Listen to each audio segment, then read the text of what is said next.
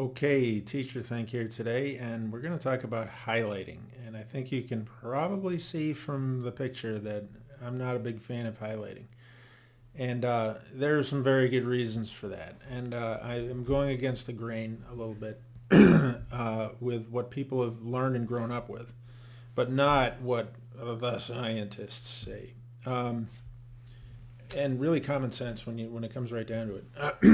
I think in general, teachers teach what they've been taught before. Okay, our old headmaster used to say that, a history teacher will teach whatever his last course was in college, and that's basically true. And this is a great example of how people have been told something for a long time, and even if they kind of feel and they get an idea, it's like, I don't know if this is really the best idea. It's like, well, it seems to be the consensus. Everybody does this, so I mean, what else do you say? You highlight, okay? So watch what happens. Say, for example, that if I look up, highlighting, study strategy, that kind of thing, you'll start seeing websites like this, highlighting and annotating, and it says many students find that marking their study text with highlighter or pens or annotating them by writing in the margins helps them to concentrate and it enhances understanding. Okay, sounds pretty convincing. Not really. It doesn't take much concentration to highlight, for one thing. You're just sort of finding stuff and highlighting it, and you think you've studied. Later on, we'll see a great thing where the person's saying, well, my experience was that I would feel like I've done a lot of work if I've highlighted the text. And then she would sort of say, well, no, I haven't, because I don't know anything about it. It doesn't really enhance understanding either, because if you observe somebody highlighting, if you really look closely while they highlight, what they start doing is just scanning for important words and highlighting them. That's two things. First of all, they're not really processing the text. They're not really understanding what's happening, not on any kind of a higher level. And also, they're highlighting it, which is a way of taking that and kind of postponing the learning of that knowledge till later. So they're saying, well, this is the list of things, so I've already done something, so at least that's step one or something, but they're not memorizing it as they do it, and they shouldn't be trying to memorize it as they read. You end up with a list of facts, and it can be good for just memorizing things. If that's all you have to do is just memorize a list of things, sure, that might help, because you'll be able to go through and you remember that the year was 1217 and not 1317 or 1271 or whatever, that kind of thing. But for as far as understanding, no. Anyway, it gives you the whole thing. Read quickly through the text, gain an overview of what it's about, then read it more closely. They're kind of getting towards right. Down here, they're talking about annotating, which is really writing. I mean, annotating is kind of both. Underlining is really the same thing as highlighting. This is close to right because you can see that this person has written with a pen or pencil on a piece of paper information from the text. The real problem here is that you often run out of space and you end up squeezing stuff, and then it's kind of a jumble of stuff. It's really better to put it on another piece of paper. But next one you might find is right here. This is very authoritative, okay? Annotating. What is annotating? Annotating is any action that deliberately interacts with the text to enhance the reader's understanding of, recall of, or reaction to the text. Basically, teacher gobbledygook with a lot of jargon. It's not even that jargony, but that's just to kind of make it sound official. It's sometimes called close reading. Yeah, it's not very close. Why annotate? By annotating text, you will ensure that you understand what is happening in a text after you've read it. That is not true. That is just simply not true. It doesn't ensure that you understand anything about the text after you've read it. And it really doesn't even help, which we'll be getting into. Now, just aside from the obvious problem people have with highlighting is that they have a tendency to highlight the entire thing, which of course makes no sense, and you can't take that back either. Another problem with highlighting. Also, when you're highlighting, at least if you've read it and then you come back to highlight, you kind of know what you want to highlight. At that point, it's probably kind of pointless anyway. But when people are highlighting as they're reading, they generally, a high proportion of the time, highlight the wrong stuff. And they don't realize that till later. and then you can't change it. So they've got highlighted stuff that's not really that important. And then you know how the psychology works. They kind of get attached to that as like that must be important. So then they study those and then they're missing the main point. And they actually get more muddled than it's not very helpful. So they go through that. This video is, I almost feel, I watched it, but I almost feel sorry for the lady in this video because I think she's been told that throughout her life that you annotate and you highlight, and her school probably does it. There are schools that require that you annotate because they believe it's a good way to do it, and it's really just because it's part of the culture. It's also an easy way to tell if somebody's actually read the thing because at least there's something there, but that's easy to fake. You just underline a bunch of stuff and hand it in, so that's not very good proof. Anyway, but they do talk about survey, skim, read. Now this is like the SRA books. I don't know if you ever had those, but they would say SPQR, survey, preview, question, and read. So you look over the whole thing, which is like the pictures, and then you preview it where you go through a little more carefully. Then you question, you try to come up with questions for the text. That's kind of pretty skippable most of the time. And then read, then you read the whole thing through. So, the preview parts, looking maybe if it's a history text or something factual, maybe look at the first line of every paragraph. That ought to be giving you the main point, but there's only a small sweet spot where that really works. Okay, it doesn't work in the elementary school because everything's important, like the whole thing. There's no such thing as like a topic sentence with backup. They just don't do it that way. They don't have the reading skills to read a long paragraph. Maybe during high school for some of that there'll be a topic sentence, but certainly once you get to anything any more complicated and just enjoyable to read, it's not going to be topic sentence and supporting topic sentence and supporting. Nobody does it that way. Nobody writes that way. It's a boring way to write, and most of the time that's not going to be really helpful. Topic sentence might be at the end. It may develop in a different way. Annotating strategies, so the usual highlighters. Use a key or legend so you have different colors of highlighters. That's always fun, Dedicate different tasks to each margin. It's kind of just getting way too complicated, at least for me. This one is getting here pretty well. This is also talking about highlighting and all this sort of stuff, but it does say ideally you should read a text through once before making major annotations. If you are going to annotate or highlight, you ought to understand the text first. Okay, so as a teacher, you ought to know exactly what I'm talking about, because if you're explaining something, you can point out and say, I'll tell you what the three most important words on this whole page are. Boom, boom, boom. Those 2, 3. Why? Because I already know the information. I know the topic. They don't. They're not going to be able to discern what the most important words are right away. Only after they've really read it and understood it. And at that point, you probably don't need to highlight. All right. So anyway, dig a little deeper, okay? 3 reasons why highlighting a textbook is worse than taking notes, okay? This is where the person is talking about how, she would highlight a lot of stuff and feel like she'd done something about it. However, highlighting a textbook doesn't require input. This is kind of a vague reason, but it's important. By input, we mean that you do not actually have to read the paragraph you highlight. Exactly. You can skim through it and just try to find words that look important. That's not reading. It doesn't accomplish much.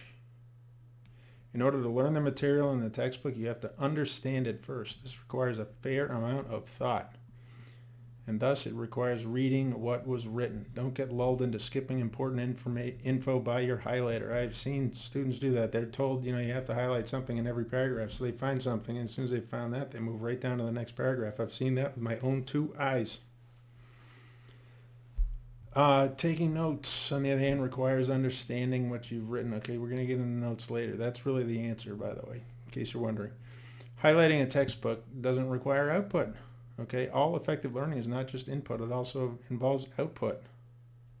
Okay, so watching TV is not a way to learn. You learn a little bit, but I mentioned it before. They say, just as sort of a rule of thumb, general concept, that you remember about 10% of what you listen to, maybe about 30 or 40% of what you read, and 70% of what you write. And that's because you process the information, you've committed it to paper. And that's a C, so it goes from there. But if you think you're going to just like kind of passively read it and highlight stuff and have a good understanding of it, that's very unlikely. Studies prove highlighting a textbook just isn't effective.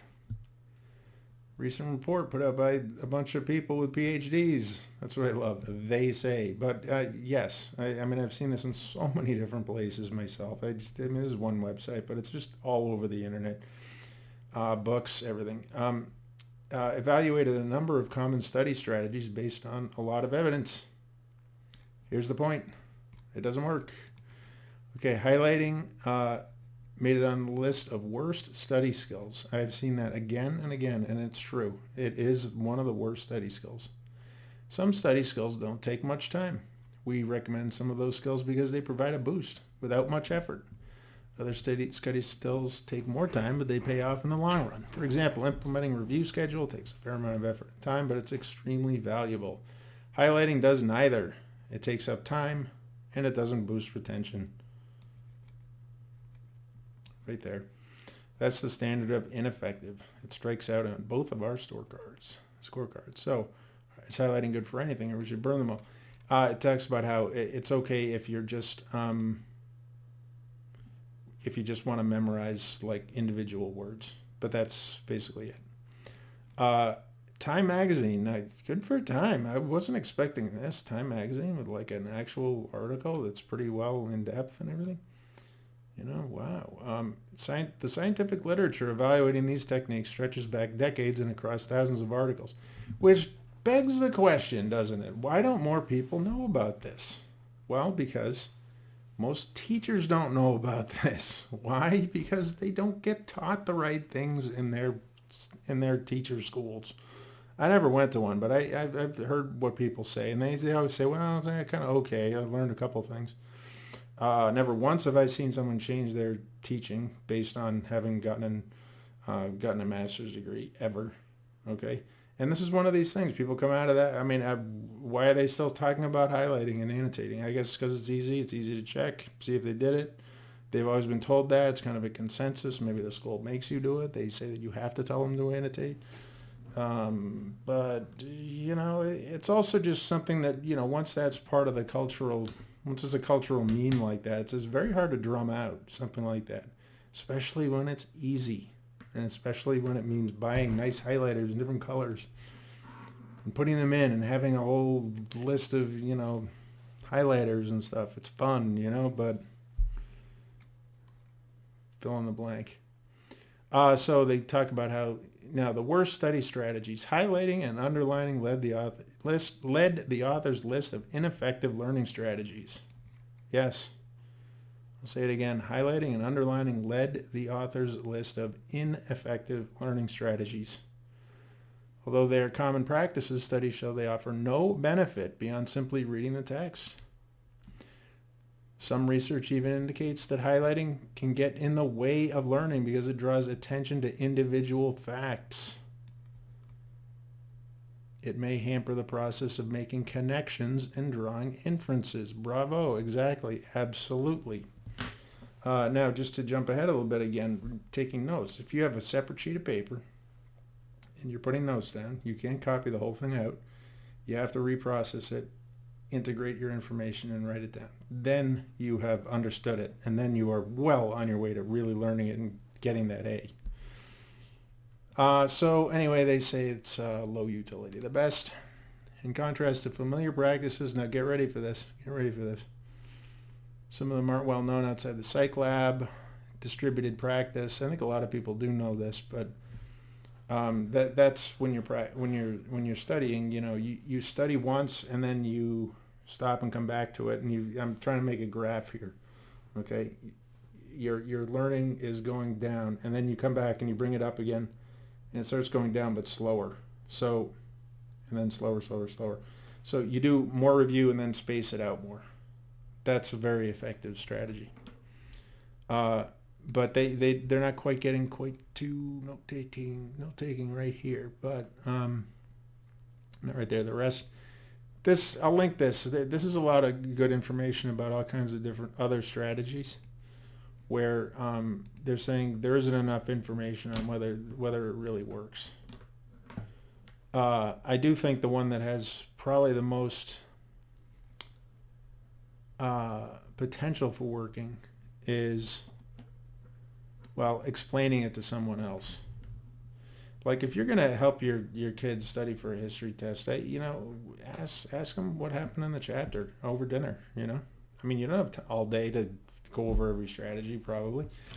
Ask him what happened, and when the gaps come out, he'll notice, and so will you, and then it'll be a good idea about what he needs to go back and brush up on. Things like mnemonics, they do wear out a lot. I mean, they're always so hopeful. It's like, imagine you're in a room and you put facts here and there. Well, soon enough you run out of rooms in your house, and then you've used them for 90,000 other things, and maybe, not really. It doesn't really work that well. So anyway, all right, next is highlighting. This is a whole article about this, but this cuts right to the quick. Is it better to highlight or take notes? Okay. Notice something about this picture, by the way. No computers. Okay, now let me just take a minute to... Some of my thousands of subscribers once in a while say, well, you often just keep talking about what you shouldn't do and what's wrong. And why? Can't you just be more positive? People react better to, positive information. Well, I'm trying to give you the things that you should do. But I think you have to, I'm also here to tell you what you shouldn't do, because you do get a lot of stuff from teachers sometimes, like annotating. It sounds like an answer. It sounds pretty good. The teacher says so. You can do something about it. You can buy the highlighters. You can watch them do it. That's all working pretty well, but it's not effective. And they won't tell you that because it's going to be a lot harder to do the real thing, which is taking notes. But it's actually not so much harder when you realize that you're learning more, and in the long run it will take you less time to study for those tests, especially when you're good at it. Okay, so it says no. All right, is highlighting a text better than taking notes about the text you're reading? No, you should take notes instead. Why? Well, taking notes on a text forces you to put what you're trying to learn into your own words. This is an essential aspect of learning. Learning is not about regurgitating the text you read. That is rote memorization, not learning. Learning is about reading or hearing something, processing it mentally, and internalizing it. Okay, this goes for lectures too. This is really for college more, because you really only start doing this in college. But when you have a lecture and you take notes, kids even up and through high school aren't really ready for that. But taking notes should be done with a pad of paper and a pencil, not a computer. When I was in college, that's when the laptops were just starting to come into the lecture halls, and people would be clacking away back there. What they found with those is that people get good at typing, and then they just transcribe the lecture pretty much, and that's just copying it down, and it's no better than highlighting. If you have to write it, you can't do, unless you can do shorthand. You can't do that, so you have to process the information. Which is much more valuable. And you know what? You can do so much more with a piece of paper. You can write something dark. You can write it a little bigger. You can draw arrows around much more easily. Way more easily than on a laptop where you lose your pace and it goes to the wrong screen and stuff like that. Especially darkening, lightening, doing all kinds of things, drawing a quick picture. You can all do it. I mean, it's much better with a piece of paper. And also, by the way, it combines your motor, visual, and sensory, and logical, and working memory inputs at the same time. And that kind of integration all by itself is helpful. Typing is not as helpful for that. An eye movement analysis of a highlighting graphic organized study skills learning from expository text. Okay, that's the title of it. Hector Ponce and Richard Mayer found that Asking students to fill in a graphic organizer or providing a filled-in graphic organizer resulted in improvements in performance. Okay, so graphic organizer, it's similar. It's processing the information. So it's good. It's okay for memorizing things. Look, still haven't seen a computer yet. All right. Creative annotating. This one is I'm getting there with this. This is good because it's written out. There's a picture. That's cool. I really think it ought to be on another piece of paper. The other problem with those highlights is when you go back to study, you've kind of prejudiced your idea of what's on the page, and you may have new ideas when you come back to it, especially with a book, work of fiction or something. And once you've highlighted, I mean, that's kind of set in stone, and you want to come back to it with fresh eyes. You want to remember where that is. And the best way to keep track of it is to get in the habit of putting that page number down as you take notes. You can always go back to it. Number of times I've forgotten to put the page number down. That's the exact quote I want. It takes forever to learn. I remember seeing Google Books, thinking, wow, that would have saved a lot of money. But in a way, I'm glad that I didn't have that, because you just had to learn how to remember basically where the stuff was in the book so that you can find it yourself. That's just more thorough. All right, studying with a highlighter. This is how to use a highlighter well. It doesn't replace your own notes. It's a great second step. That means you've read it really thoroughly, you understand it completely, and then maybe you go in and you highlight a few things, and you'll find out that there are very few things, and you'll probably find out you're wasting your time, and you don't need to do it anymore. Use a highlighter to connect important ideas. Yeah, sort of. All right, so those are my thoughts on highlighting and taking notes and annotating. And, again, this is all food for thought. There's always room for people who need to do things in a different way for whatever reason. I understand that. But these are not effective study strategies for the vast majority of people. And in general, those who feel that they need those highlighters, or are saying my child needs a highlighter, or that's the only way you can concentrate, I think a lot of times, not always, I would never judge the parent or anything, but a lot of times it's because the child has not yet learned how to take those notes, and that's something that you need to overcome, not avoid. And highlighting is an avoidance tactic in that sense. In any case, not effective. So I hope that's helpful. And once again, as I said, I have said no. Highlighting, thumbs down. Notes, thumbs up. So see you next time.